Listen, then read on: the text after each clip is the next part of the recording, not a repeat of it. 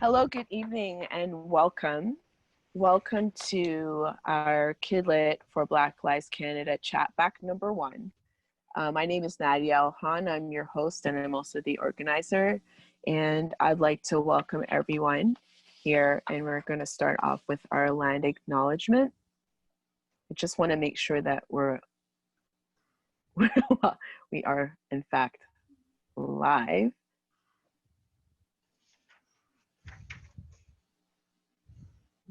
We are live. Okay, sounds good. Okay, so thank you so much for joining us. We're going to start off with our land acknowledgement. I join you today from the city of Toronto. And city of Toronto acknowledges that we are on the traditional territory of many nations, including the Mississaugas of the Credit, the Anishinaabeg, the Chippewa, the Haudenosaunee, and the Wendat peoples, and is now home to many diverse First Nations, Inuit, and Métis people. The city also acknowledges that Toronto is covered by the Treaty 13 signed with the Mississaugas of the Credit and the Williams Treaty signed with multiple Mississaugas and Chippewa bands. And I also acknowledge there are other treaties that I have not named. And I also acknowledge I live in Wadawbigoq, which is the original name of Etobicoke, which is also a part of Toronto. Thank you for joining us. So I'm going to start with the Black Anthem, and it's called Lift Every Voice. If you know this hymn, you can sing along with us. Lift every voice and sing till earth and heaven ring. Ring with the harmonies of liberty. Let our rejoicing rise high as the listening skies. Let it resound loud as the rolling sea. Sing a song full of the faith that the past has taught us. Sing a song full of the hope that the present has brought us. Facing the rising sun of our new day begun.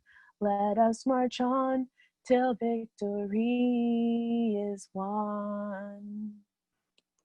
Thank you. And now I'd like to introduce Aita Sadhu. Aita is an author, a storyteller, and also one of the co-owners of a different book list, Cultural Center, which is one of our sponsors and is providing our tech today. So take it away, Aita. So good evening, everyone, and good evening, the village of writers, people of imagination, wordsmiths, publishers, colleagues, friends. I am particularly pleased to welcome you to another chapter in this wonderful book of Kids Lit for Black Lives Canada. And in June, you had a stellar presentation, lots of conversation and lots of traction. And I want to thank again Nadia for her leadership with this initiative. And I want to salute all of you because during this pandemic, in spite of in all of the odds that we face, we continued writing and we continue bringing inspiration to the world, to families. And one of the most beautiful things right now that we see with this pandemic, people make love to books, and books are so cool, so sexy. Books are everybody's friend. So we celebrate this moment that we can come together to speak of what is happening in the publishing world, what's happening in our lives, and the rich things that we can do to add to the literature in this country. As you know, we are in the takeoff of the Black and Caribbean Book of Fear. And again, they say young people will lead us. And so tonight's presentation is a wonderful way for us to get started with the Black and Caribbean Book of Fear. I hope that you're going to join us. We have publishers who are going to be coming on. We have people from all walks of life, from Germany to UK and for Jamaica. And so for the next couple of days, we are going to just engage in the richness of the written word. But this moment is your moment. The moment here now, we come together to speak about Kid Lit for Black Lives Canada. I hope to all those out there who are listening and who are engaged with us this evening, send us those questions, jump into the conversation. Let us know what is in your hearts and what is in our thinking. And at the end of this evening, if we connect with someone else or an idea inspires us, then our time together is well spent. Have a fantastic rest of this evening. And on behalf of A Different Book List Cultural Center, where I am the managing director, it's wonderful to think that I'm the co-owner of it, but I'm sure the board might lose their minds. So on behalf of my big bosses and all the family of A Different Book List Cultural Center, the People's Residents, I'm happy to see you again. Enough respect.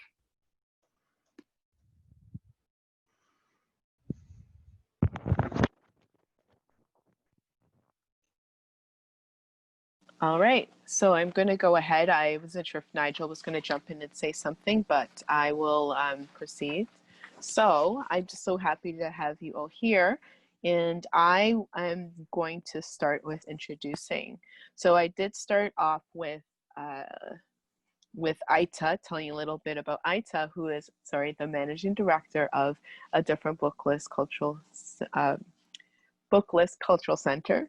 I will also like to introduce all of our guests today.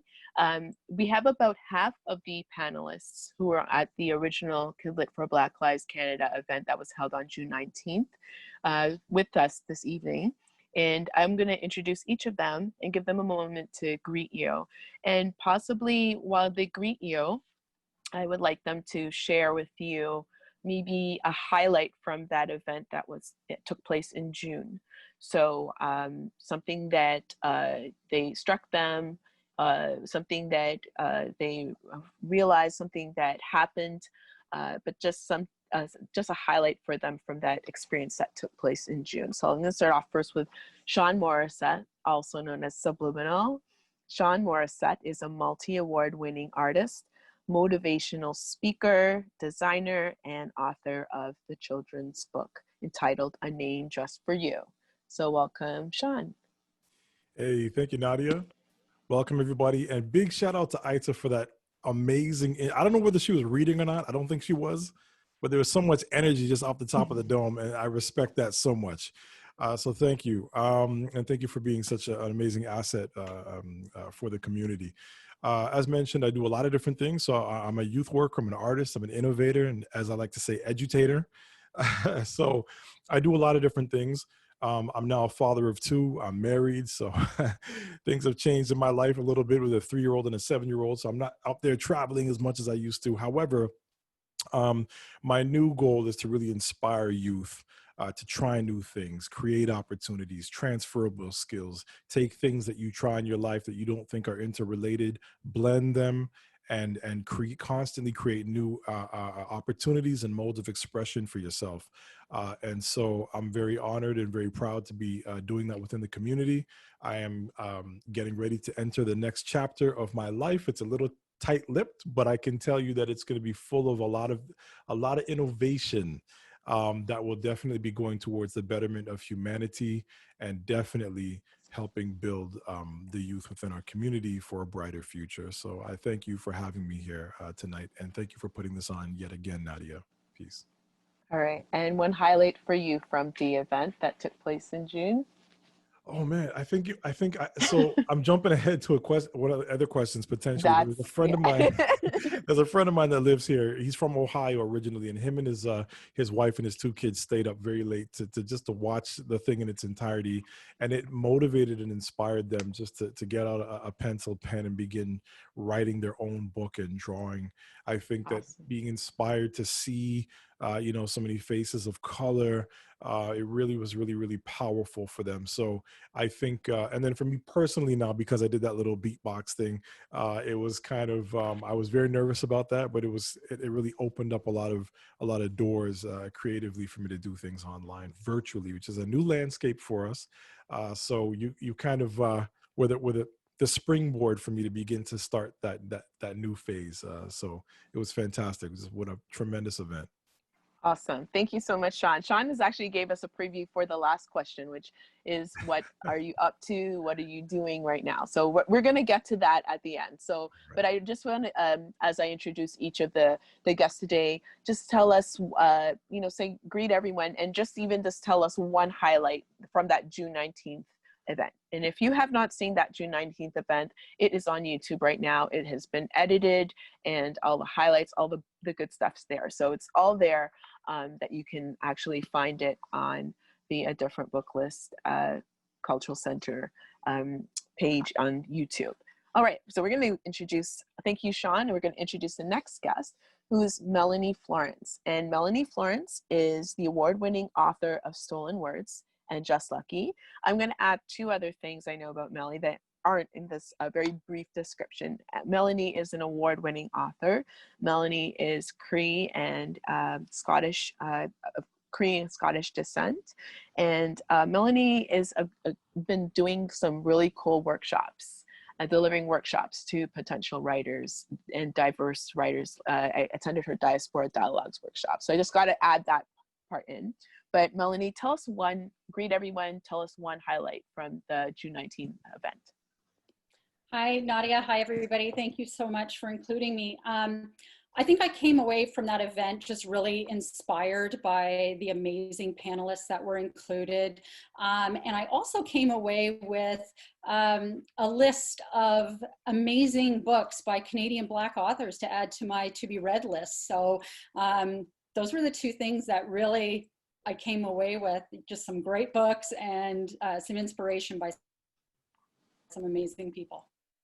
Awesome. Thank you so much for sharing that, Melanie. Welcome. All right. I also want to introduce Robin Stevenson. And Robin is joining us all the way from BC in Victoria. And in fact, I did a residency there in BC last summer. So I got a few chances to chat with Robin face to face. And again, in Baltimore, of course, when we were at NCTE in the fall. So Robin is also an award-winning author of several books, including most recently Kid Activist. So welcome, Robin. I always forget about the unmuting. Yeah, I'm Robin Stevenson. Really happy to be here. I can't believe it's been 4 months since that last event. I feel like my sense of time right now has sort of gone out the window. But I was really happy to have the opportunity to be part of it. Nadia, really glad that you invited me to take part in that event. I thought it was incredibly powerful. And I think what stood out for me was just how much stories reach people in a way that numbers sometimes don't. And we've all seen the statistics about the number of books with representation of people of color, you know, in the characters in the books, and the number of those books that are actually written by people of color. And I mean, I think those numbers are important, and it's important that people are collecting those numbers and sharing those numbers. But I think that hearing individual people's stories of why it matters and why a particular book spoke to them, or why, you know, seeing a Black author writing a book or reading aloud a book inspired them to feel like they could actually write their own story. I think that those stories sometimes reach people in a way that numbers don't. And I thought it was really powerful. I'm really happy to hear it's been viewed as many times as it has. Awesome. Thank you so much for sharing that, and welcome. All right, I'd like to introduce our next guest, who's Rabia Kokar. And Rabia is a teacher librarian at a Toronto school, and it was also an advocate for diverse children's literature. And I know that Rabia's had a very busy last few months. Can you share with us what your highlight was? Hi, everyone. It's such a privilege and honor to be here. I think something that I really loved from being part of the event in June was just like thinking critically about how stories historically have really dehumanized people, but really thinking about how stories can also heal and humanize people when they're told from own voices, and to be part of that and to hear those voices and those stories, and just think critically about my role as a teacher librarian and as a teacher, how I can really amplify and bring forward those voices. I think that was something that was so beautiful to witness and to be a part of, and that's definitely one of the highlights. Awesome. Thank you so much for sharing that, Rabia. Next, I have Nigel Bariff. and Nigel is a community organizer and an elementary teacher, and also the chair of the Urban Alliance on Race Relations, and is trying to make the world a better place for all. So welcome, Nigel. I see also Aita's shaking her head that I should say also on the board of the different book lists, cultural centers. So that's why we're so excited to be part of this again, and just humbled to be again part of this group of wonderful authors. And I, of course, I had to tell much of my friends and students to watch in. And what's been so exciting is the connections and the teachers that are realizing all of the rich resources that are so available for our for their classrooms and for students. I'm a father of a 5-year-old too, and so it's been wonderful introducing some of the authors to many of the parents that I interact with also. So Nadia, this has been so important. I don't think you understand how wonderful the fire that you've started, and I'm looking forward to helping it continue as an ally to all of you wonderful authors. Awesome. Thank you so much, Nigel.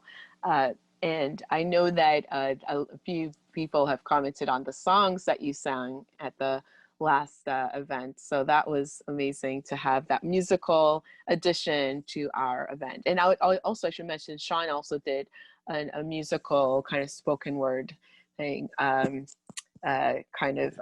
piece as well. So it was great to have that addition to our June event.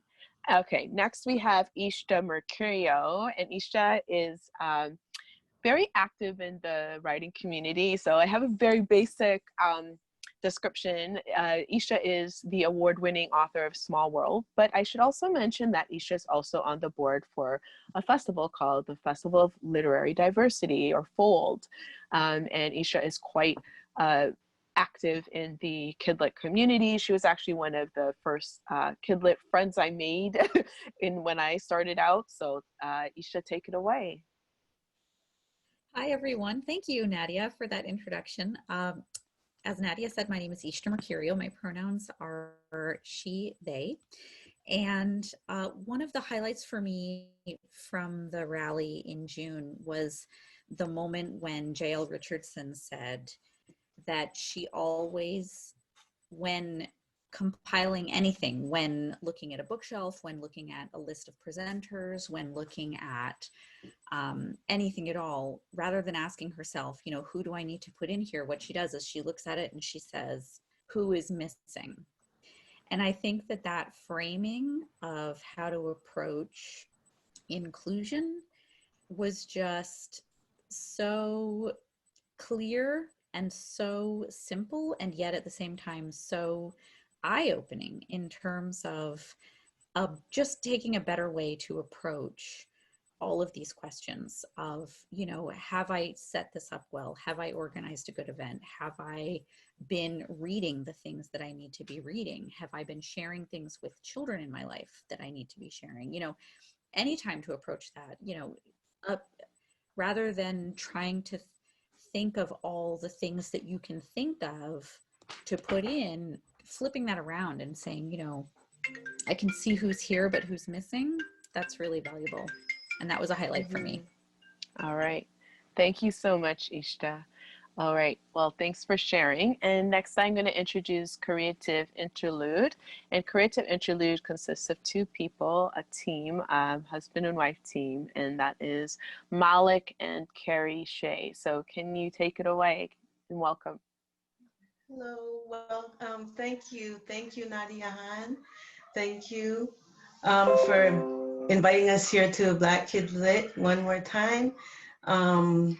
We're very happy to be a part of it and share in the different diverse conversations around the upliftment of Black authors and literature, and for Black children.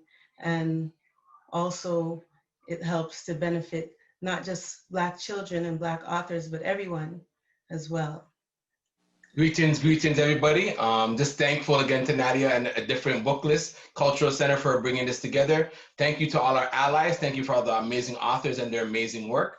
A critical highlight for us, I guess we homeschool, so it was kind of a good opportunity to see the resources that are out there and kind of directly give it to our children for them to enjoy.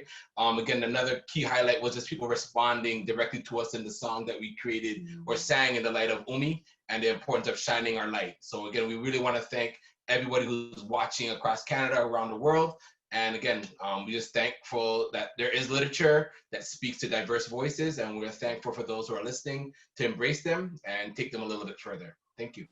All right, thank you so much for sharing that and for bringing that song. It's one of my favorites, so thank you. All right, and next we have Angelo and Dunmo. Now, Angelo has been I guess someone I've looked up to and has been in the Kidlit game in Canada and has actually penned the children's favorite best-selling and award-winning Loving Me series. I've certainly shared her books in my classroom, and I'm so excited to have Angelo here today. So Angelo, welcome. Thank you for having me. I just wanted to quickly ensure that you can hear me. Yes, awesome. We can Wonderful. hear you. Thank you guys so much for having me.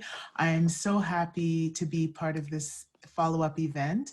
It's always such a great opportunity to be part of the conversation, just getting those issues out there, wrapping our minds around them, trying to understand and learn from one another, and in the end realize we're really all more similar than we are different. So I'm just thankful that you have invited me to be part of the conversation, and I look forward to sharing tonight.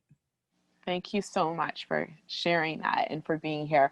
So I'm actually going to ask Aita, because Aita was also there as a part of the Kidlit for Black Lives Canada rally. So what was a highlight for you, Aita? The highlight for me was the diversity of the voices. The highlight for me was how willing people came together. The highlight for me was I thought people shared from their heart because they saw others doing that. And the highlight for me is that writers and writing is a very lonely and isolated discipline or craft. As a matter of fact, the world is experiencing what writers do all the time, somewhat isolation at moments. And so when you meet writers who are giving, writers who freely give advice, writers who fear no idea, then you know you're in the company of greatness, but you know that that company is greater. So I came away thinking that people freely shared from their hearts, and people saw a new future, a different direction. People saw that the future was in their hands. In like the hip hop movement, we didn't need to seek permission anymore, but we could freely take our products into the marketplace, or whatever came into our hearts or our imagination. It's a great idea. And we didn't have to worry about somebody's bottom line. And we saw how ridiculous it was that publishers didn't publish us because they now would be in the black. How cool is that? Thank you. Thank you so much. And it's interesting you said that, because I'm aware, I won't say anything yet, but I am aware of a few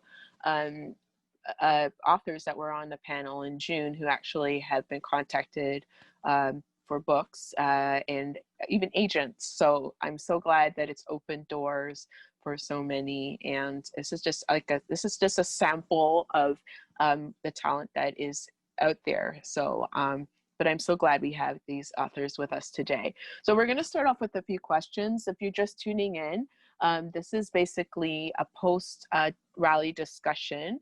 The first rally was on June 19th. So if you haven't seen it, please find the video online. You just have to search hashtag Kidlit for Black Lives Canada, and you should be able to find it. It's about 2 hours and 42 minutes long. It's long, but it's worth it. The first hour is for kids.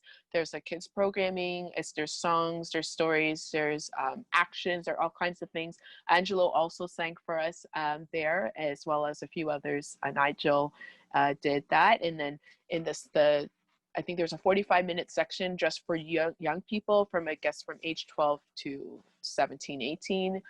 Sean Morrissette was part of that and brought some of, we had some spoken word, we had poetry.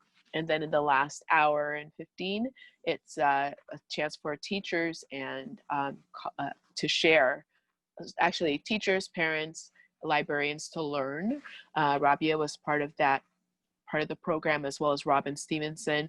I believe Melanie Florence was in the youth section, and Creative Interlude, Ishta, Mercurio, Nigel Bariff were in the, and Angelo were in the kids section. And I think I got everybody. Hopefully I didn't miss anyone. If I do, please forgive me. All right, so we're gonna start off with some questions. And after I ask a few questions, we're gonna open it up to the audience. So please type in your questions. If you're on Facebook Live right now and you have an account, type your questions in. Christina Mayers, who is doing our tech today, thank you, Christina. She's gonna gather all those questions and send them my way so I can ask the panelists. All right, so panelists, I'm going to ask some questions and you could feel free to come in and answer. And you don't have to answer all of them because we want to get to as many as we can. But if you feel very prompted to jump in and say something, and I might address some of these questions to you too. All right, that's enough preamble. Here we go. So my question for you is this. The recent events around racist violence that have been highly documented, I'm just going to jump right into it. There have been some really highly publicized incidents of racial violence that have been videotaped, some of them. And we also have social media. So we're finding out about stuff that's going on in the US, certainly stuff that's going on in Canada, and there's been a lot on top of the fact that we are in a COVID pandemic. So I asked this question, as we're seeing these incidents, and also it seems that there's just an increase of maybe some of the brazenness of some of the things some people have felt empowered and open enough to do so. And this has affected Black communities, but also other marginalized communities. I know there have been an increase in anti-Asian sentiments. There's also been an increase in anti-Islamophobe. There's anti-Islamic incidents. There have been anti-Indigenous incidents. So there's just been this increase, and it's certainly an increase in anti-Black racist incidents. So as I describe all of that, I don't think I need to go anymore. I'm pretty sure we've all seen it. How do you see your role as an author or an illustrator at this time? And I'm asking this to everybody on the panel. I'm asking both the Black authors and illustrators on the panel, but I'm also asking the allies who are with us, because this is a question I think we all have different locations on. So maybe we can all answer that question.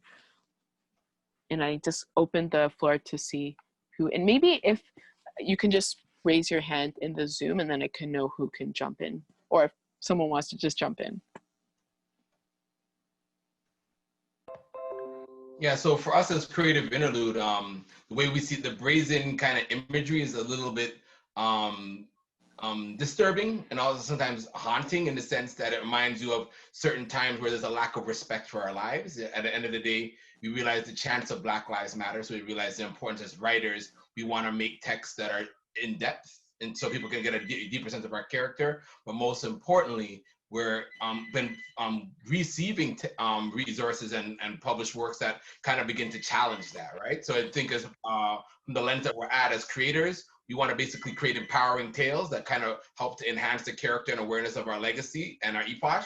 But most importantly, we also want to balance it up with the words that are coming in from diverse voices to give them a chance to speak as well. Thank you.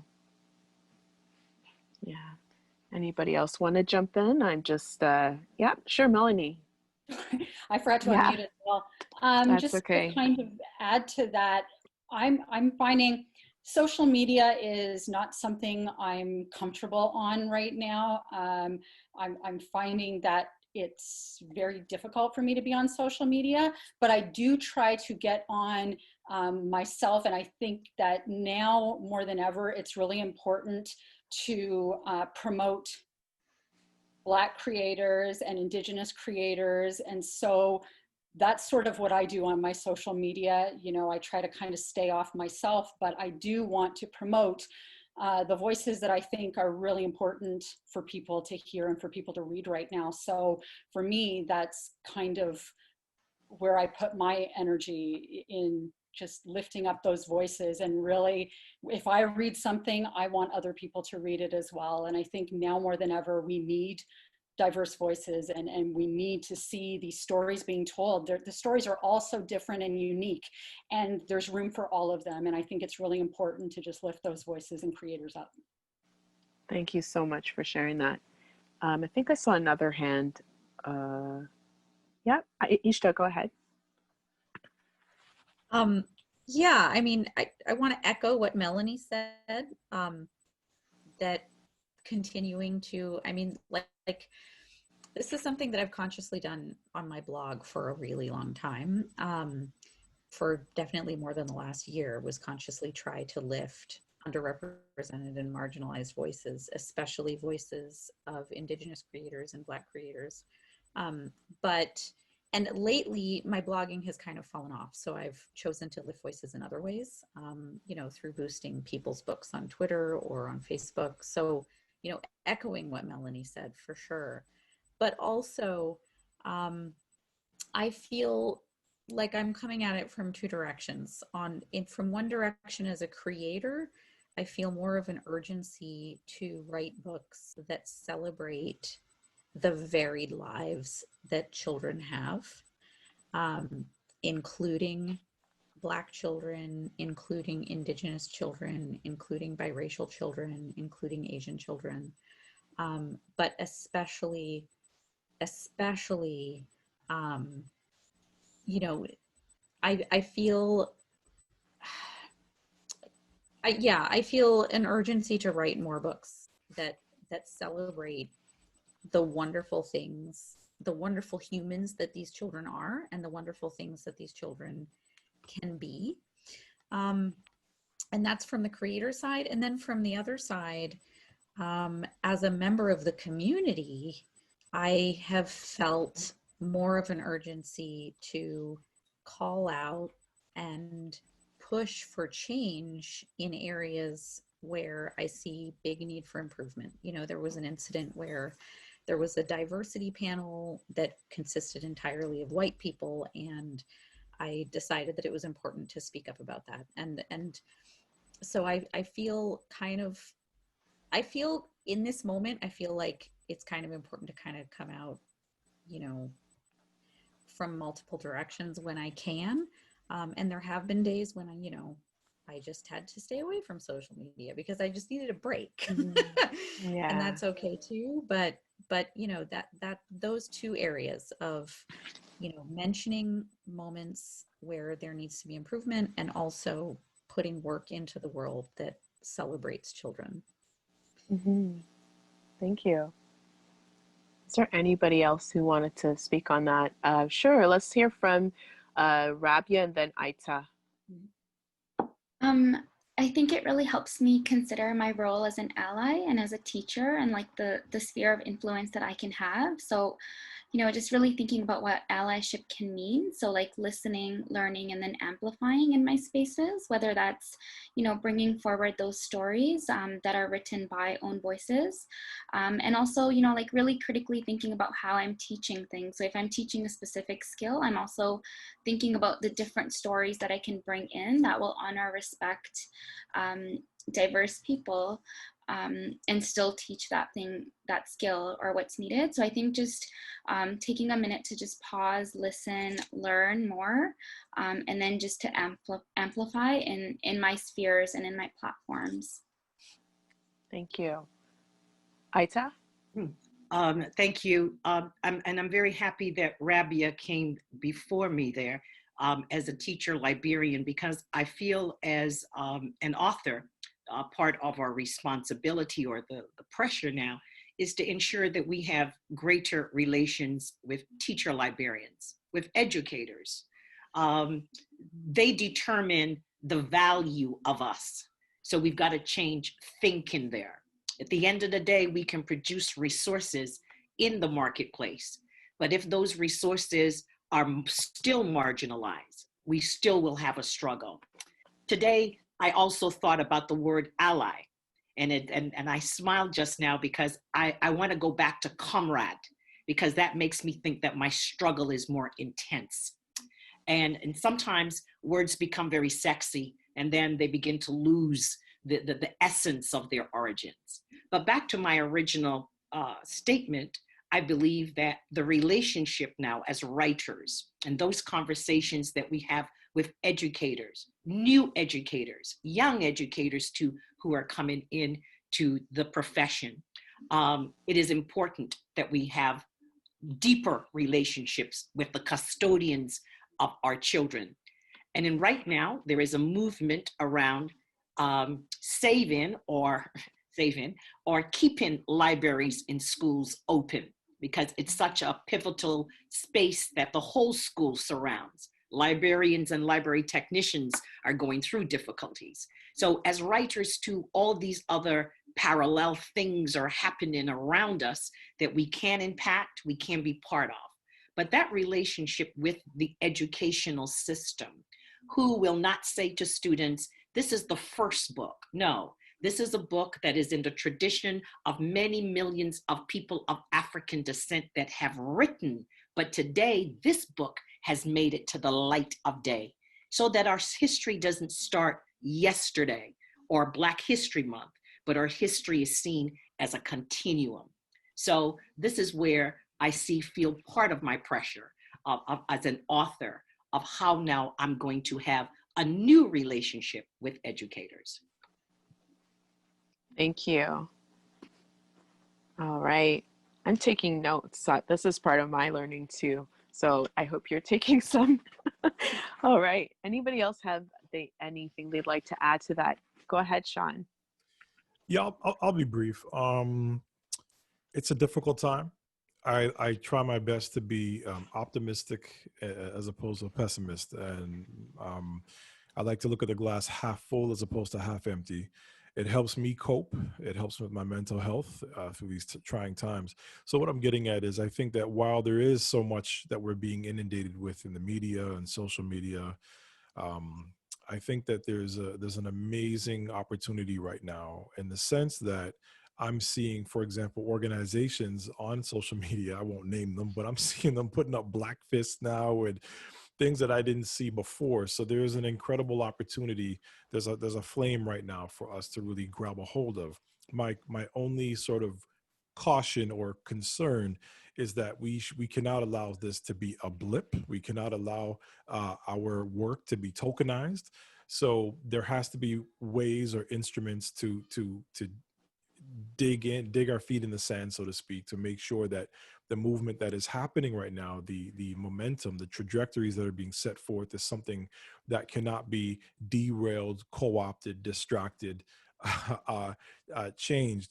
It has to be something that, I mean, not that change is bad, but sometimes historically our messages will become derailed. We see that with Colin Kaepernick. We see that with a variety of other things. So I think that as we move forward and we march forward with our work, with our art, it's important just to understand and have this greater level of wokeness, so to speak, with us as we move forward in all the different circles. So it's exciting, but I really want to encourage everybody to be well aware of how these trends come and go. And this is one that we should not let go away. So, yeah. Thank you so much for sharing that. And sure, Robin, thank you. I just wanted to mention to Sean, I wholly agree. And that's partly why I really wanted to have a follow-up to our rally. And hopefully this will be the first of many talkbacks. But go ahead, Robin.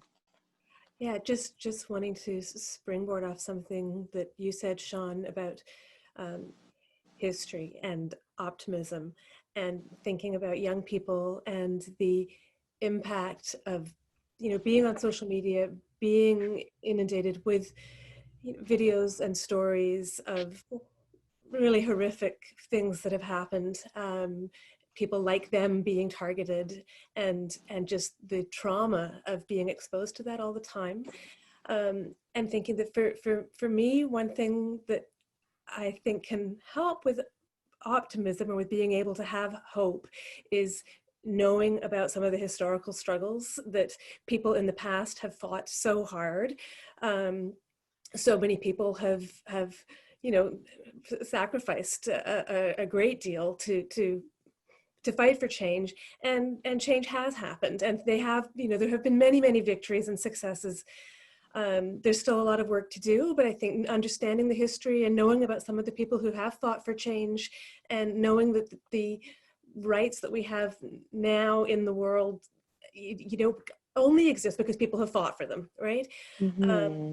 And that although the problems that their young people look around now and see these huge problems that they're facing, to know that people have always faced huge problems, and that change is possible and change can happen. And that, in fact, you know, often very young people have been a part of making that change happen. So I think for me, you know, I hear sometimes educators sort of hesitate to teach certain parts of history because they think, oh, it's, you know, it's so awful and it's too upsetting for kids this young and so on. But I think the opposite. I think, you know, you need to know that history, and you need to know how people fought for justice and how people fought for change. And that I think that can give hope that change is possible now as well.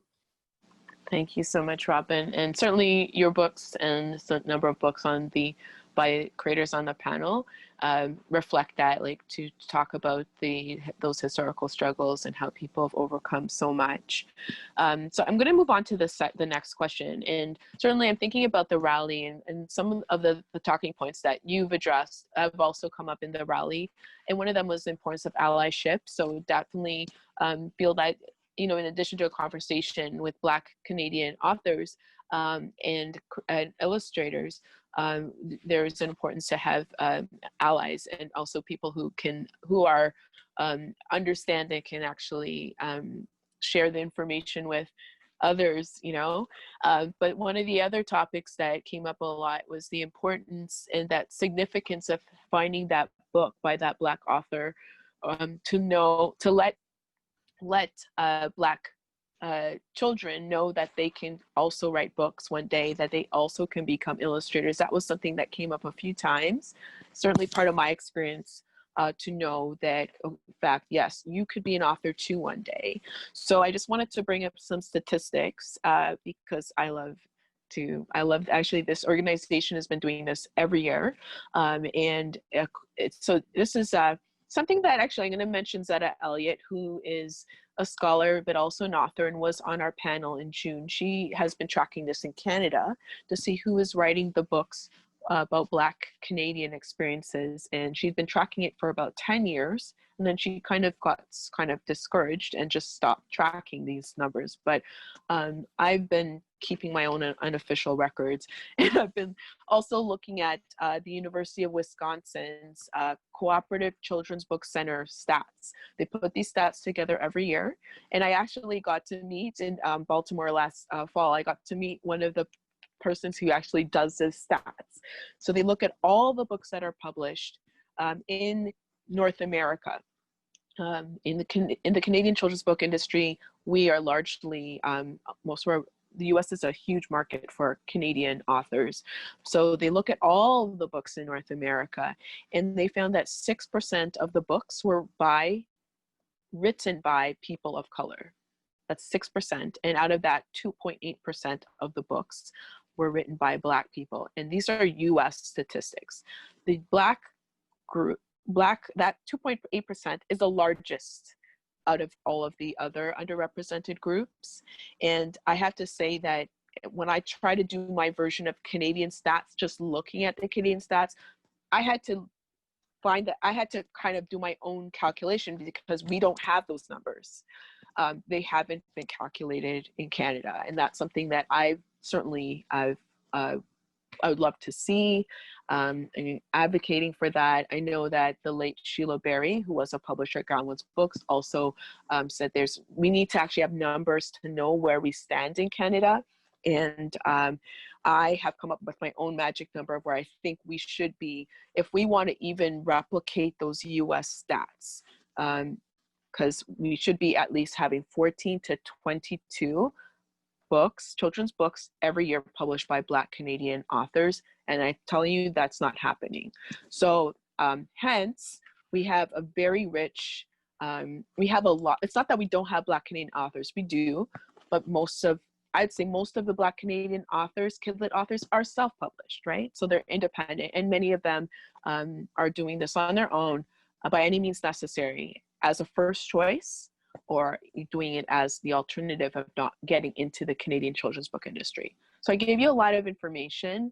Certainly we have some Canadian Black independent authors on this panel, but I wanted to kind of take some time, maybe they can talk about what their experience has been as a Black Canadian author. And, you know, just sharing some of those statistics. What has your experience been? This is a chance for maybe Sean, Morrissette, Malik, and maybe Angelo to comment, and also Aita, because of course Aita's a bookseller. So anyone can jump in. And also Aita's an author too, so. I'll speak briefly, I guess, about my experience. I got into writing because I recognized a lot of our own issues as a community and wanting to make a difference, you know.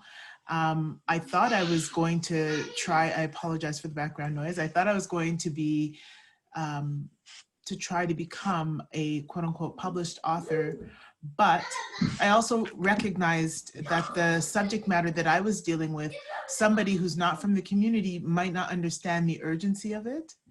And so I feel like you have to make that personal decision, because I did send my manuscript out a few times, but I knew that because of where we were and what we needed to see, I had to kind of take matters into my own hands, which I did.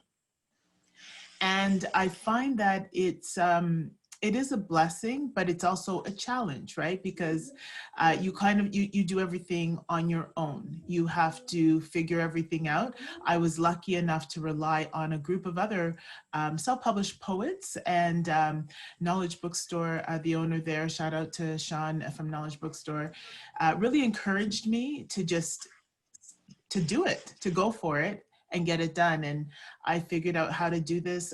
People reading the story kind of saw what I was trying to accomplish, helping children understand that there is absolutely nothing wrong with the way they are. They're born unique on purpose.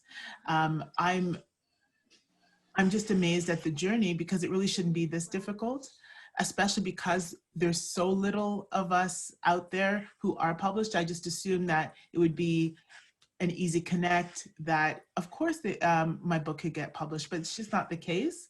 And so I really applaud all of those who have decided to take the path less traveled. We're thankful to have a different book list. I walked in there, Aita, thank you for looking at my work and saying, no, your voice has a space here. And seeing the response of the community to my work was also a blessing. So what I recognize, it is important to inspire our youth to take writing seriously, to explore their imaginations, to realize they can connect with what's in their minds and actually bring it out, make something tangible that other people can also enjoy, you know? But it's definitely not easy, but it's worth every struggle. It's worth every high, every low, you know? And I strongly encourage everyone to embark on this journey, and you don't need to wait for someone to greenlight you. You can just do it. It doesn't have to be perfect. Your story matters. All of our stories matter. Thank you so much. And I have to say, Angelo is a pioneer. And I have to say that when Angelo's book came out, there were very few books that dealt with Black self-esteem around body image, around skin tone, around hair texture. There wasn't what we're seeing now, right? And you have to say also, Angelo did this in Canada, where apparently there was no market, because I know that's something that a lot of Black authors were told, you know, especially with books like Angelo's. But Angelo's book, I think he published it, was it 2012, was it? The first one? Yes, I believe it was 2012. No, sorry, 2000. It was about 2012. Yeah, so it was, so this is like 8 years ago, and if you look at now, we have like Hair Love, which just, they made an animation and it just won an Oscar. So before Hair Love, before Don't Touch My Hair, before all these hair books, there was, because there's basically a hair subgenre. I call the black hair subgenre. There's definitely that, but there's definitely that. I'd say she was a pioneer. So kudos to you for going that extra mile to actually put the books out there when there was not. You saw something that clearly others did not see. Okay, thank you. And anybody else want to jump in and comment on that? Yes, I would just like to say, I think a good point to remember is that the Black experience is very diverse as the people are. And therefore we have to stay open to the full scope of the Black authors' narratives. And a way we like to do is be wholesome and handmade in a personal touch in how we deliver the books and the children's literature. I created the Bee Leaf, and Mommy and Daddy said to touch on the aspects of getting through challenges and thriving through challenging times when you may be unsure of yourself or unsure of different steps you may have to take in order to grow and be better in your overall outcomes in life. And I also wrote Mommy and Daddy Said to give different perspectives on the Black family and the journey of their day. I think the reality of it right now, there is a bit of marginalization that happens from the different institutions, just in terms of a legitimacy of the work. But I mean, like, a lot of the work is very powerful, it's very groundbreaking, and it's very inspiring. So we got to give thanks to the institutions that allow that space and that voice to exist. And again, for those who are listening, who have the ability to upboard or onload these kind of narratives, I definitely encourage you to. They're well worth the empowerment and the esteem that you give to the children. And those children that are diverse learners, it helps to open their minds. But for the mainstream quote unquote culture, it helps them to also understand, hey, not everybody is just this one cookie cutter rapper or basketball player. It opens up the epoch of what's possible. Mm-hmm. Thank you. Does anybody else? Yeah, go ahead, Sean. So anybody who knows me knows I just laughing already. Anybody who knows me, they know I do a lot of different things. And the book that I create, I wrote a name just for you. I don't want to say it was an accident, but I don't profess to be this big time author, publisher, you know, but I wrote something that resonated with people, and I created something that in a way I couldn't even control, in the sense that I wrote the book really just to celebrate the birth of our son. I wrote it originally as a poem on a flight to Trinidad to see my uncle who was not well. I read it to the stewardess and she said, "Wow, that's a beautiful poem. You should write a book." And I'm like, I know nothing about books, but I had the internet. So I Googled and I found a printing company in the States called Book Baby. And they helped me, you know, print it, so forth. But because what I didn't realize is that by choosing a timeless topic, such as having a child and giving a name, by making the book interactive, by having a page where you can actually write your child's name in the book, becoming part of the story. And then by at the back of the book, because I had a couple of extra pages, so I'm like, okay, I'm gonna put, you know, what the child's name means and where it came from. I created a keepsake. So it became a part of a child's legacy. What I'm describing is I created something that I couldn't control, I couldn't handle. I thought, you know, I'll make the books, but really it's just going to sell digitally online. Nobody cared about digital. They all wanted the book. And I kind of created a monster that I couldn't keep up with, to be quite honest, because I'm doing everything myself in terms of printing it and, you know, and and of course, the less you print, the more expensive it is per book. And then, you know, busy with the family and so forth. So I think that for me personally, I see the potential of the book. I almost can't control it. And I mean that in the humblest of ways, but I am working on things right now that I'd say within the next year or two, I'll be able to mass produce the book and get the PR out there the way that it should. But I'm just sharing that with other people just because all of our journeys are different, but I really created something that I didn't even know that it would do what it did. I didn't know that it had those dynamics to something so simple. Yeah. It definitely tells you there's a need out there for sure. And I'm just gonna before I give it to Aita, I just want to mention I'm not a self-published author, so I have publishers, and I just want to touch on something also Malik had said about I believe it was Malik, about just institutions that take a chance. I have to big up Groundwood Books, because Groundwood Books is actually one of our sponsors this evening in covering the cost for the closed captioning, but also they took a chance on me. At the time it was Sheila Berry, and I had this book, I had written it years before, it had patois in it. I didn't think there could be a book published like that. I did not see it. And I also have to thank a different book list, because I met Sheila at a workshop at a different book list.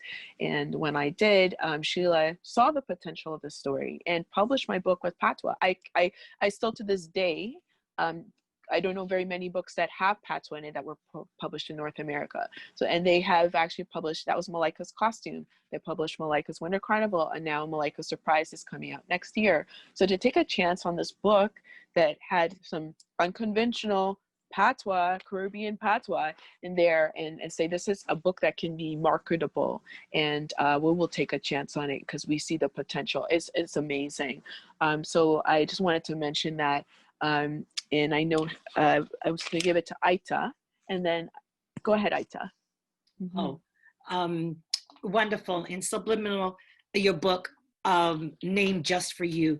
And I'm glad that you showed that book and shared that. When we write, we don't write for our communities. I write for the world.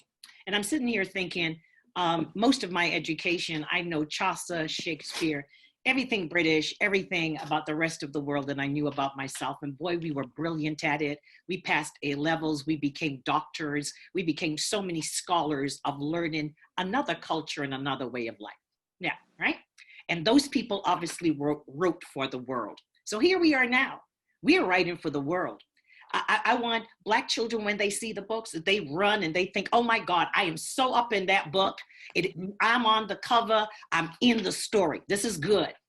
But the rest of the world, when you see it, you're thinking, here's a conversation that is universal, or a conversation that is unique to this community. And here is a learning opportunity for me and my family, right?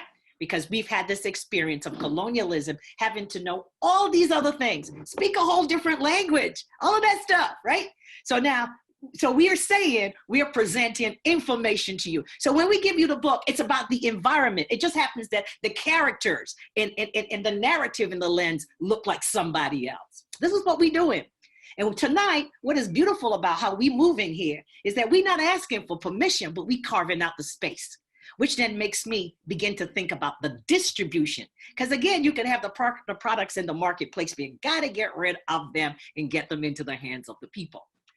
Now, if we were selling jerk chicken, nobody would not buy jerk chicken for us. All Canadians would do that. Nobody would roll up into our shop and say, hey, are you only selling jerk chicken to Jamaican people? Nobody does that. They just buy the damn jerk chicken, right? Nobody does that. You don't run into Indigo and say, hey, I'm rolling up in here and I want to. No, you don't do that. So here's the thing. We are writing books for the world. I don't read Native books or introduce my daughter and our children to Native history and culture and all that is because it's that. No, there are books to be read by a people, about a people, a way of life, universal themes.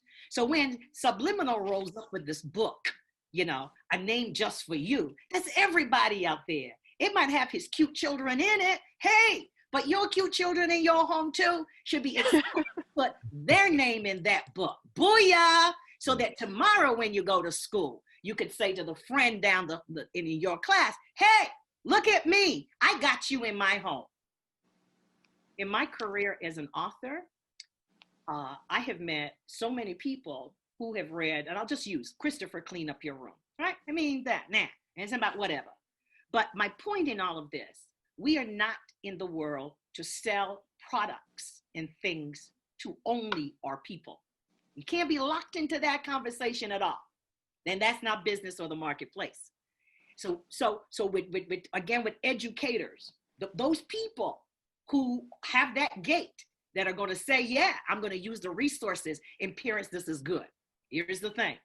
We are presenting other faces and experiences to you for the classroom that you can freely use, not on special days.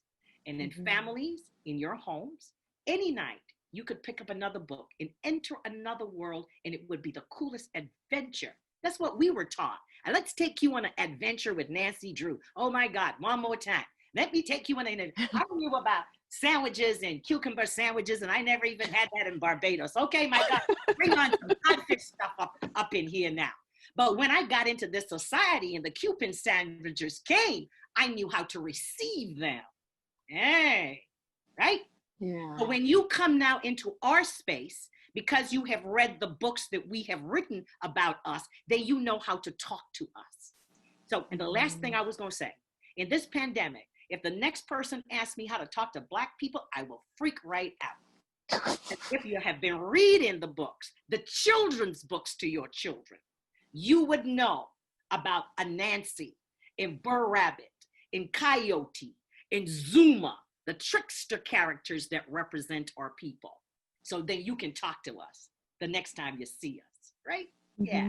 So continue to carve this space and think about your distribution. And as Subliminal say, there's so much opportunities now that we cannot also allow the system to make us wax on what the problem is. But we now have permission to accelerate the solutions to the challenges that we have had. No more permission. Love that. Yeah. Thank you so much for that, Aita. You touched on so many important points. So I, at this point, want to give the opportunity for any viewers, anyone who is watching who may have some questions. This is an opportunity. We have about half of the original presenters from the Kidlit for Black Lives Canada rally that was held on June 19th. We have educators here, teachers here, librarian here, we have allies, we have authors, and we have illustrators. Actually, I don't know if anyone is, I'm an aspiring illustrator. I haven't illustrated a published book yet, but yeah, are there any questions from anyone? Christina, do you have any questions for us?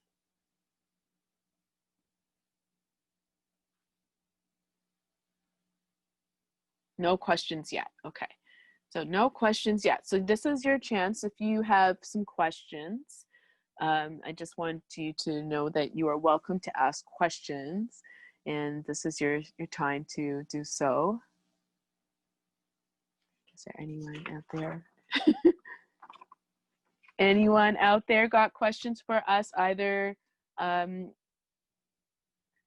right. So while we're waiting for questions to come forward, I'm gonna go around and maybe each person can think of a one book or one author that they are excited about. I think either it could be a Black Canadian author or illustrator, or a Black African American author, illustrator, somebody who you have read or that you're quite excited about. I'm going to ask each person to do that, and then and as the questions come in. Okay, let's start with, I've not heard from Nigel. What author or book excites you?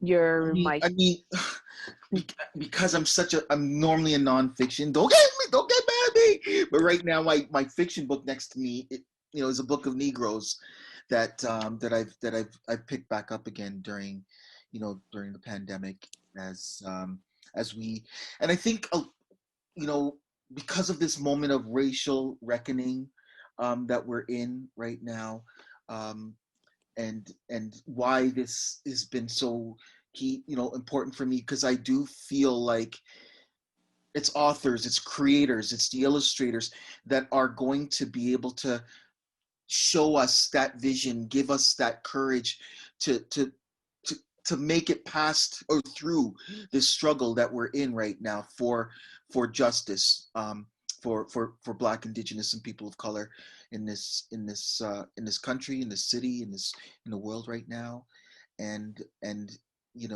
understand the stories that we keep going through. So that's my book that I've jumped back to right now. Yeah. Excellent. Thank you so much for sharing. That book is by Lawrence Hill, who is an African-Canadian author. And of course, that book was turned into a 6-part series too. So thank you for sharing that. We do have one question from Natalie.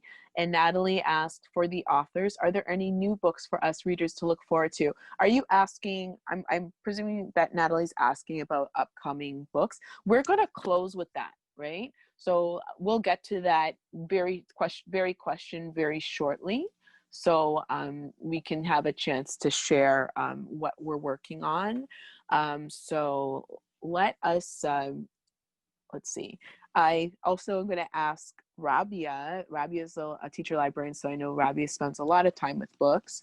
So is there a title that you're interested in, or an author or illustrator whose work interests you of the African diaspora?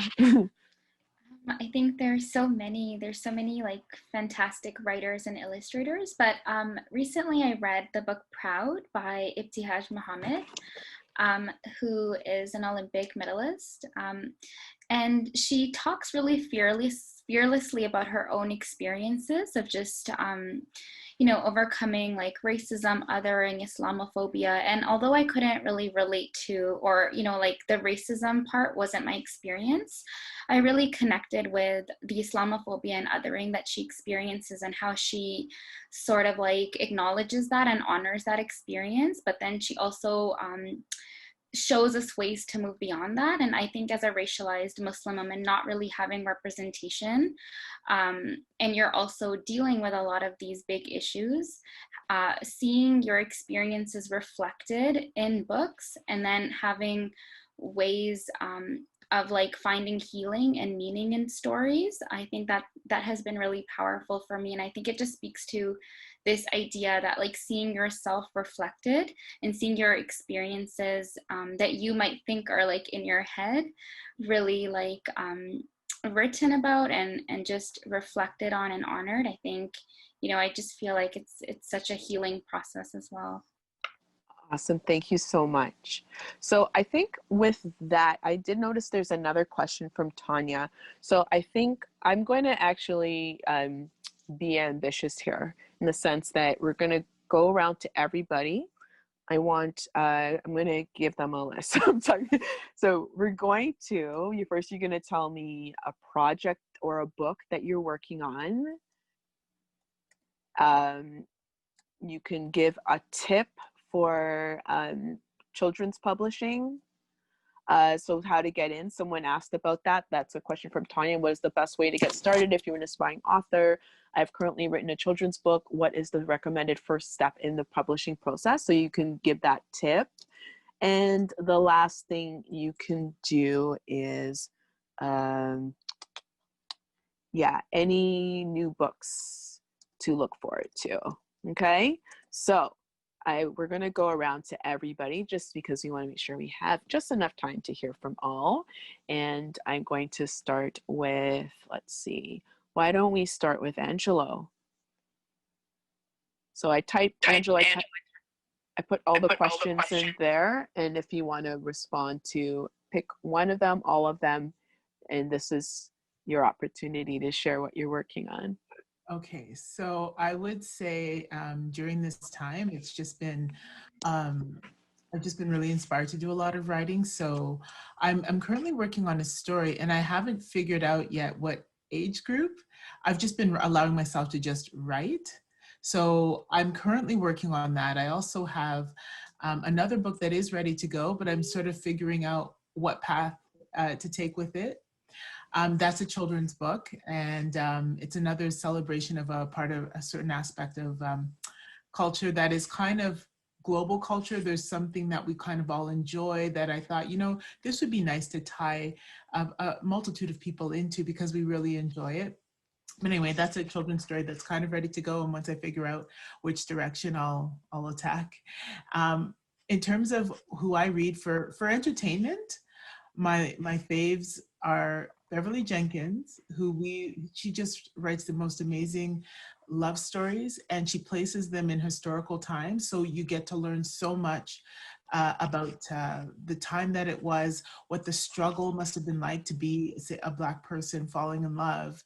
And meanwhile, every day your lives are falling apart, right? Because of all of the tragedies that had happened historically. So I think she also writes currently. I'm currently in my other favorite author, which is Eric Jerome Dickey. If you've not read Eric Jerome Dickey, it's just, for entertainment, that's where I go every time. So I'm pretty busy during the quarantine times. I can't say I'm bored.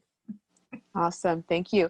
And are any of your books available in other language, in French? I know, je sais que tu parles français aussi. Y a-t-il des livres en français?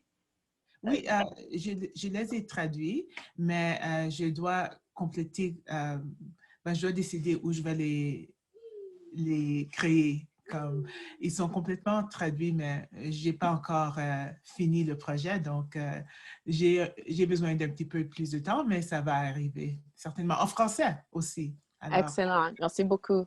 So, okay, so that's something to definitely look forward to. That was one of the questions from, I believe, Marcia. And yeah, so I think the questions are coming in now as we're kind of wrapping up. But I'll just add the extra question. If as we're wrapping up and going around, when Teresa asked, how do authors raise funds for their books? Are there grants? Okay, so that's a good question. I know for myself that if you are traditionally published with a Canadian publisher, there are grants available. So you can go to the Ontario Arts Council, Toronto Arts Council, Canada Council for the Arts websites, and they do have information about grants. But if you are independently published, and I know we have a number of independent authors on the panel, they can also comment on how they were able to raise funds to publish their books. And something about Sean had said earlier, he had to learn, there's a huge learning curve when you become self-published, because you basically are managing all aspects of your book. Whereas I'm not a self-published author. So I really am, I do work with a team, and there's a marketing team for the publisher. There's an editing team for the publisher. They have distribution and sales department. So I don't really have to do all that legwork. I'm also a hustler by nature. So I will do a lot of promotion. I do that part. I probably go overboard with it, but that's my thing. But I don't have to worry about all the other aspects. Whereas a self-publisher they manage everything. It's like managing a company, right? So maybe as we go around, they could talk about how they're able to finance the publishing of their books. Because again, as a traditionally published author, I didn't have to finance the publishing of my book. Okay, so thank you so much, Angelo. Did you want to say anything along those lines? Or you're good? Well, I wanted to add that when I first began, it was just literally, it was a hobby, so that I was really passionate about. So it was about saving and just going for it. I did along the way try for some grants and things like that. I hadn't been successful, but I didn't stop.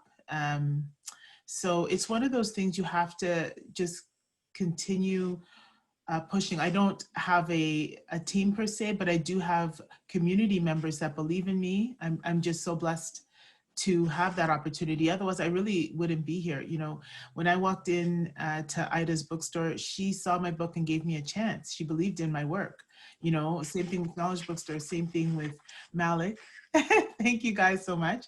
Like, I'm just blessed. You have to just, you just have to figure it out. It is a challenge. It's not going to be easy. I was told the easiest part is to write the story, and I didn't believe it when I heard it. But once you're done, now what, right? And you do have to figure it out. So you definitely have to develop a team, if you will, of people who are rooting for you and able to help you weed through it all. Thank you so much, Angelo. Ishta, what do you have? Those were a number of questions, but you can pick a couple of them to respond to, or whichever ones you are able to. Okay, well, so I mean, in terms of what I'm working on, I mean, I write picture books, so I'm working on like 8 books right now. But to sum up, they're all either about biracial identity specific to my experience with a Filipino American parent and a white parent, or there are a couple of them that are about, as I mentioned before, celebrating all of the things that children from all different backgrounds can be. And that's probably all I'm allowed to say about those projects right now without getting into trouble or with an editor. But that's what I'm working on. I'm in terms of getting into publishing, and again, you know, the advice for people who want to self-publish is very different from the advice for people who want to be traditionally published or hybrid, which is, you know, being traditionally published for some books and self-publishing other books. And that's like Zetta Elliott is somebody who does both. Exactly. So in terms of, if you want to be, I can't advise on how to approach self-publishing because I've never done it. But in terms of being traditionally published, the best, if you've written a manuscript, the thing you need to do next is share it with a trusted group of writer friends and get feedback from them on it. And also ask them to share their work with you and give them feedback on their work. The act of reading someone else's manuscript critically will teach you a lot about writing and about craft. So that's definitely the next step, is to get feedback on your work. Before you can send it out to editors or agents, you want to make sure that it is as absolutely polished as it can be. And it's typical to go through at least 3, but more typically like 5 to 12 revisions before you would send it to an agent or an editor, with feedback from trusted writing friends in between each revision, to really make sure that you're getting the pacing right, that you're getting the page turns in the right place, that you're getting the story arc and the character arcs down, and strengthening everything, making sure that you don't have any extra characters who don't need to be there, making sure that you have all the characters who do need to be there. All of these different craft points, these are all things that you fix through the revision process. And it's an ongoing process, and it's not a process to be afraid of. And it's not, doesn't mean that anything is wasted. Nothing is ever wasted. Every draft makes you a better writer than you were before. So that's the next step. Okay, thank you so much. Oh, and can I share a couple books I'm excited about? Can you share one? Because we're a little short on time. Just the title of one. Yes, there's a book called Black is a Rainbow Color. It is written by Angela Joy, and it's illustrated by Equa Holmes. And it is wonderful, wonderful, wonderful. And I'm super excited about it. I think everybody should read it. Amazing. And Equa Holmes is based in Boston. I met Equa at SCBWI in LA 2 years ago. amazing illustrator and author as well, and just amazing person. Thank you so much for sharing that. All right, so we're going to move along to Sean. So one of the things that the last event that you did in June, was it? I can't believe it's that far. Yes, June. Crazy. It inspired me to begin finishing up writing another children's book that I was working on. So, oh, good. It's called Baby Mommy Tummy, and it's sort of the sequel to the last one I did. But it was Baby Mommy Tummy was when my son was trying to describe the baby in mommy's tummy. There were questions he was asking, like, will you still love me? Will you forget about me? Do I still matter? So I think that it's really my world has been absolutely crazy the past 7 years, or more, I should say.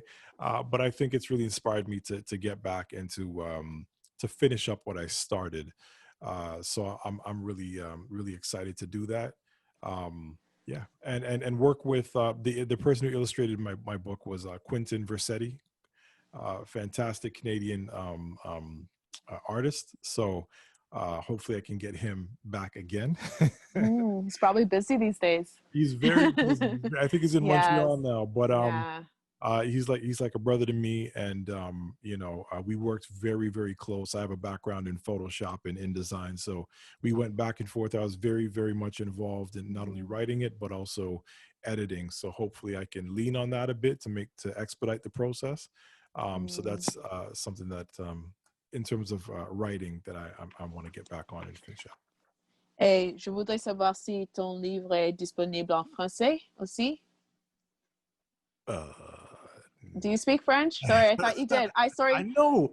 One of the questions are the books available in other languages? So far, I think I'm going to answer that one quickly. Then my books are Malaika's costume is Le Costume de Malaika, and also Le Carnaval de Malaika. So those two are available in French.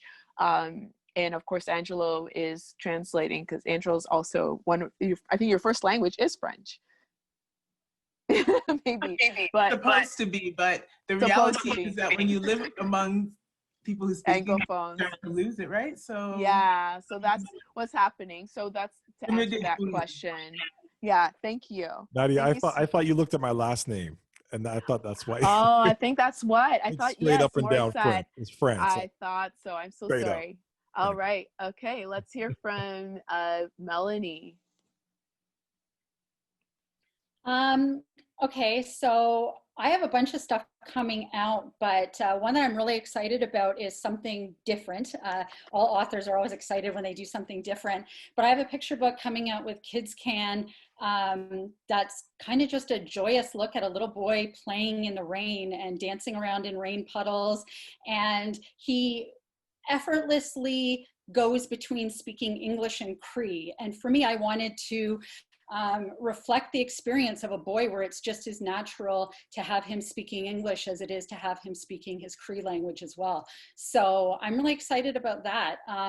My novels haven't been translated, I don't think, but my picture books have both been translated into Yes, that's true. That's true. And Stolen Words is actually translated into Cree as well, which I was thrilled about. I'm so happy to hear that. Translated into Cree. So, and what I'm reading, I'm sorry, it's actually American, but there's a book called A Song Below Water by an amazing author named Bethany Morrow, and it's something I had never read before. It's a fantasy that is about Black sirens, and it also deals with racism and sexism, and it's such a well-written, amazing book by just an incredible author. And I know I'm only supposed to say one, but I have to say that A Little Miss Lou is one of my favorite picture books. Nadia, I had to throw that in because it's a book that meant a lot to me. My best friend is Jamaican, as you know, and it's wonderful. So I had to recognize that as well. Oh, thank you so much. Awesome. That is A Little Miss Lou, a book that I wrote and published last year. Awesome. Thank you so much, Melanie. I'd like to hear from the creative Interlude crew. So in terms of self-publishing, a lot of it just comes from your own personal pocket. I work, I save money, work, she saves money, we put our pesos together and we make a book. That's how the Belief started. It started all with belief. So we believed in our words to kind of get them out to the world. We then decided that we're going to start a collective. So we created the Creative Collective, which is a catalog of African, Caribbean, Canadian amazing writers, very talented crew. In terms of our overall energy, I'm just nonstop. I do distribution, I do legal, I do writing, I do reading, all those kind of pieces. In terms of books I'm reading right now, I'm reading The Miracle Equation. It's a very powerful book that's looking at the equations you're building into your life and how those kind of help you to enhance your overall existence.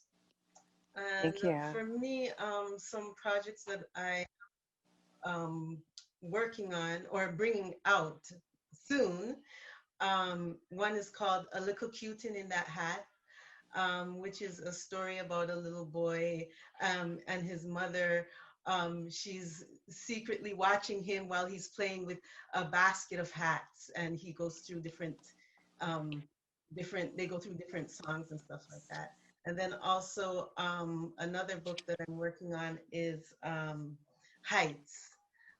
This is a story about a turtle and him discovering his uniqueness in his own identity.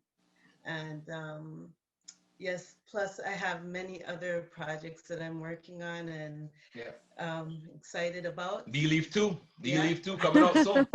Thank you. Other That artists sounds we represent, exciting. we have Jazz and Dad just came out hot off the press, written by a gentleman in Brampton, Ryan Knight, a very powerful story about entrepreneurship. We have a lady from Toronto, Scarborough proper, illustrated by Kerry, called The Otter and the Tort, a good play on anagram. It's like an anagram-based tale, very inspiring. And one of the powerful ones straight from the continent, we got Sister Usha Lenny with My Sleepy Dream, How I Learned My Numbers, right? So there's a lot of powerful talent. The number was 24. We're printing 6 this year. So we put a challenge on publishers out there, match us. Match us. I love it. I love it. I love it. And the thing with doing that, I think what we have, when you have, you're going with a publisher, it's a longer process. So that's one of the if you want to look at the differences, you have a book. I'm actually have some books that I'm in the process of signing and shopping now. And these are for 2021. So did I say that? No, I'm at 2023. So that's the difference. Wow. Yeah, so you're looking at books, you get the idea now, it doesn't happen until a few years down the road. So some people, that's too long. We need to get the book out within the next 6 months. You might go the self-publishing route. So just to give you an idea of the difference. All right. But the publisher should make sure there's 24 books lined up for 2023 then. If that's their MO, 2023, 2024, there should be 48 books that came out that 1 year. This is my challenge. I don't know if the publishers are on board yet, but I'm putting it out there. Publishers altogether, Canadian publishers, we need to have that many, at least 14 to 22. I say aim high, 22 traditionally published by Black Canadian authors, okay? We are out there, okay? Putting it out there. All right. So I'm gonna ask Aita Sadu to share. And Aita, I think, is the last person. Oh no, I haven't heard from Robin. Robin, did you go ahead? Sorry. Go ahead, Robin. So the book that I wanted to mention that I just read and would recommend is Frying Plantain by Zalika Reed Benta. And I was actually really happy to see this morning that it's on the shortlist for the White Pine Award for the Ontario Library Association's Forest of Reading. And it's a beautifully written collection of linked short stories about a young Jamaican Canadian girl growing up in Toronto. I love that the Toronto setting is so specific, and it is short stories, but it's the dialogue is so well written that you can't believe it's actually fiction. Like it is just, those characters are so real and the dialogue is spot on, and she just writes beautifully. So highly recommend Frying Plantain by Zalika Reed Benta.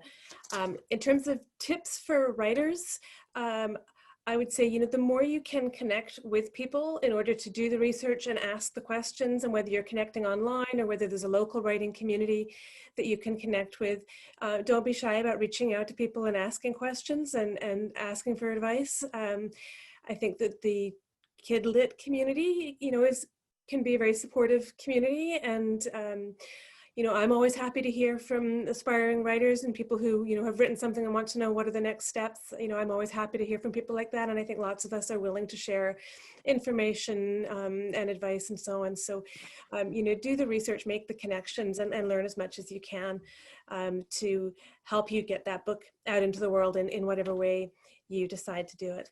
And that's it. Thank you. Thank you so much. And what upcoming book title? I know you will have a number that came out this year. So what's one, or you can share with us to look forward to? I have 3 coming out in the spring. I have a teen novel called When You Get the Chance, which was actually supposed to come out last spring, but got bumped a year because of the pandemic. So I'm really excited about that. It's one I co-wrote with a friend, Tom Ryan, and it takes place in Toronto's cottage country and then at Toronto Pride.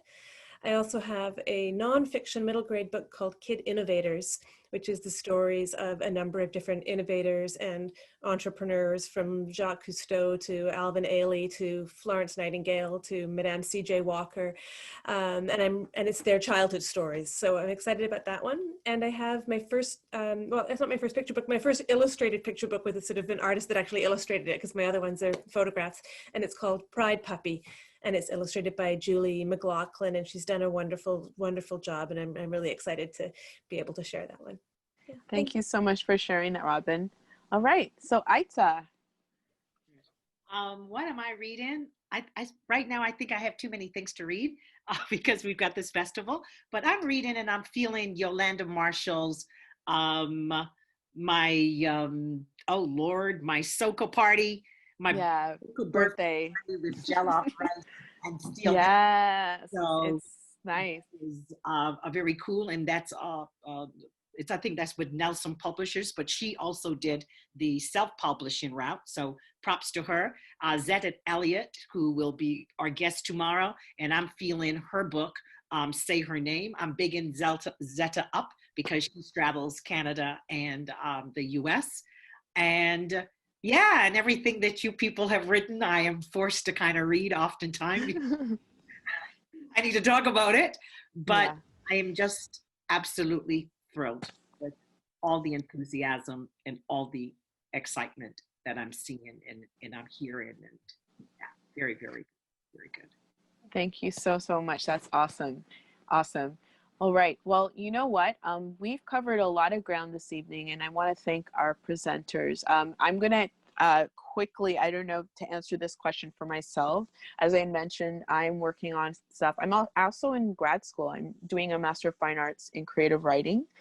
So I'm reading a lot of that, those books, a lot of hundreds of pages a week. So, but I do like, I'm also reading books about racial justice in my faith. I'm a Christian, so I'm reading a lot of racial justice around Christianity and how to apply that faith in this time, especially. So I listen to books on audiobooks. Other languages, I mentioned my books in other languages, and financing. I have to say that is definitely something to look at. And I am a teacher. I'm not teaching currently, but that is one way that helps me to finance, whether it be taking writing workshops and going to conferences, or even paying for, I've toured my books, and that was all self-funded. So it depends. You can find different ways to fund. I do apply for the arts grants that I had mentioned earlier. So I highly recommend looking into those opportunities. And yeah, I just wanted to thank everyone here. Thank you so much for all of our guests who came through once again, who are here to share their experiences, wealth of information. I know someone did have a question. I believe it was Richard who asked about author visits and if some of us do online visits. So yeah, I'm looking at nods. Authors do online visits. So that is something that if you are interested in, I think the best thing you could do is If you look at the credits at the end, you're going to see an email address with the Kidlit for Black Lives Canada @gmail.com. If you email me, I can send you the list of the authors that are here today and that are, and also their contact information. You can get it through that route. But I highly recommend looking up the work of all these authors today. Also, Rabia Kokar has been writing, doing a lot of amazing work, has written an article, at least 1 or 2 articles reviewing books for the Toronto Star. So look her work up. Nigel Bariff's quite active in the community. Look up everybody on this list. I want to thank Christine Mayer, who is doing the tech for us. Thank you so much, Christine. And Dawn, I believe it is Dawn who is doing our captioning today. Thank you, Dawn, for your captioning. Thank you, everybody, once again. We hope to do this again, probably in February. It's considered Black History Month, African Liberation Month, and it might be a good opportunity to take after a few months to go over what's, where we're at, and we may have some new faces too. And I want to congratulate all the authors who are coming out with new books. So please support Black Canadian authors. Have a wonderful evening. And thank you so much for joining us. Good night. And you can check out the Black and Caribbean Book of Fear. Yes, please. Inside. Great. Yes, go a Black and Caribbean Book of Fear. If you'd like to see more of Black Caribbean authors, please check it out.